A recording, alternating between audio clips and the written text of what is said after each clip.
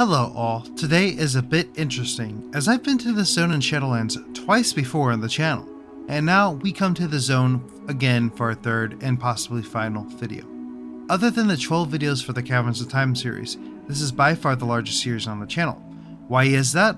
Well, if you watched those first two parts, you would have seen me go beyond the veil. Cannot stand that weird nipple guy, and show the entire zone is literally a lie. Nothing in this area is as it seems, and even the map itself is not accurate. Well, in part 3 of the Zereth Mortis series, we will talk about a couple of specific explorations that I did not have time to cover in the last two episodes. We will talk about the fake walking on water weirdness quirk. We will talk about the much larger area of the map, excluding the northern and western sections that I previously covered, and we will discuss the future of this zone on the channel. Let's uncraft Zereth Mortis for the third and possibly final time. I know that Shadowlands is probably either people's second least or third least favorite expansion, but that gives it a bit of a beauty, mainly because it's broken as frick. Every zone in Shadowlands is wholly unfinished, and Zereth Mortis in particular has a lot to show for it. Also, we can use Door of Shadows, which is the best exploration spell of all time ever introduced in WoW's history. It's quite rip that we can't use it in the Overland. It's quite sad, but I'll live. Speaking of Door of Shadows, we need it for our first point of interest. That would be none other than the Forge of Afterlives, the center of the zone and the second most beautiful area in probably all of Shadowlands. We see here a giant whatever these things are, and it's the largest one in the zone by far. We also see that it has sparkly glowy bits on the outside, which is kind of weird, right? We'll talk about those in just a second. I don't know, we're a demon hunter. What should we... Yeah, we're gonna glitch inside of the sphere. Duh. In order to do that, you'll need to use Door of Shadows in this little nook right here at the top of the sphere. Might take a few attempts, but after a little bit of practice, I was able to get inside of the sphere every single time. Of course, you will need to use the Vicral Drinking Helm or some other way to grow your character, like a growth potion, whatever. This is what the inside looks like. It's pretty dang cool when the little things flash like that, but that's not all. There's also a checkered cube in the center. Weird, but weirder still is that you can technically click it. Now, I'm not 100% sure if I truly clicked it. I feel like I did, but it did not seem to do much if I did actually click it. Back to the flashing lights though, I think maybe this cube in the center might trigger them to activate. It might be like a command cube or something. If you can know anything about this, I don't know much about how World of Warcraft runs. If you know how it runs, maybe you could let me know in the comments. That'd be awesome. The next stop is technically an out-of-bounds Easter egg, technically. Now, this is certainly not the first time Blizzard has done this, and I do love that even in one of the worst times in Blizzard's history, they somehow had time to add this little tiny detail. If you would head to the very far north of the map, you'll notice that this area is technically off limits, but there's a very small pathway here that allows us to travel down a bit further into the out-of-bounds area, and we can even find a small little entrance to a little garden here.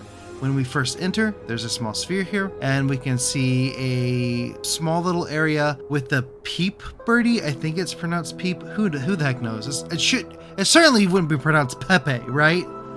Anyway, along with a little romantic picnic scene. There's even a couple of heart cupcakes. Also, there's a mini portal here. I wonder if this is some kind of secret getaway for a mini broker and their lover. I'm not really sure. It's kind of a weird Easter egg, but it's pretty neat at the same time. As I mentioned before, this area is technically out of bounds, so I tried to explore the small little area, and there was no luck.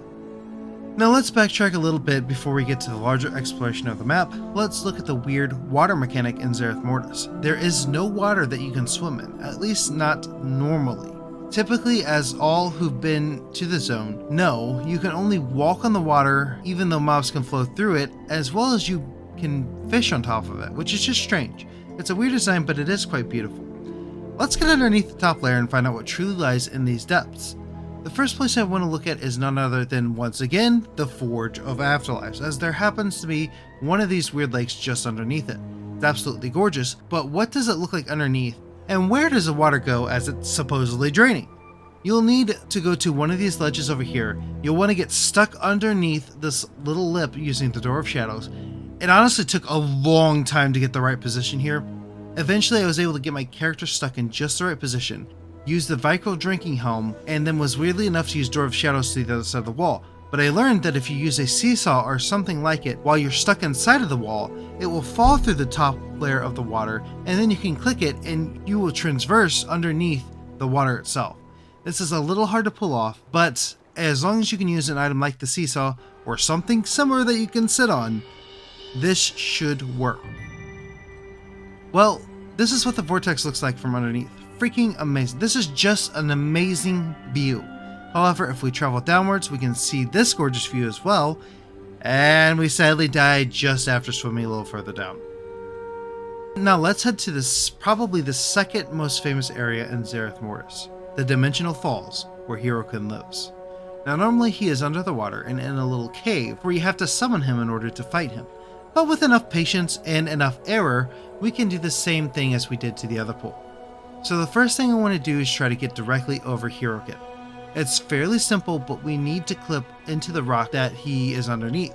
This is what we can see when I first tried to do this. It's probably one of the weirdest sights when I clipped into the wall, as there are giant floating green discs. Like, what the heck is that? This particular spot never worked out, but after that I did try to squeeze in between these two pillars here with the Door of Shadows and ended up getting pretty far. At this point I could look down and I could see his tentacles. We see above his chamber as well. I then used Door of Shadows to clip just a little further into the wall. Now we can directly see Hirokin. Let's try the Derek Green Seesaw, see if that can finish the job, and yep, that trick worked. Now we can walk over the infamous jellyfish. This is a really cool view, but that's not the only thing I came here to do. I also want to get underneath the water. I broke underneath the next rock, and surprisingly, the area just has a giant hole in it. Okay, I mean, I'm not going to complain about that. Nervously, I jumped into the gaping hole and I glided into the water. It worked. Funnily enough, as soon as I did this, a group of players killed him. So he would have been here. Well, let's actually just explore this area. Now, I could commentate through the whole thing, but honestly, this is just better shown off. A little bit of music and some footage. I think it's absolutely gorgeous. So here we go.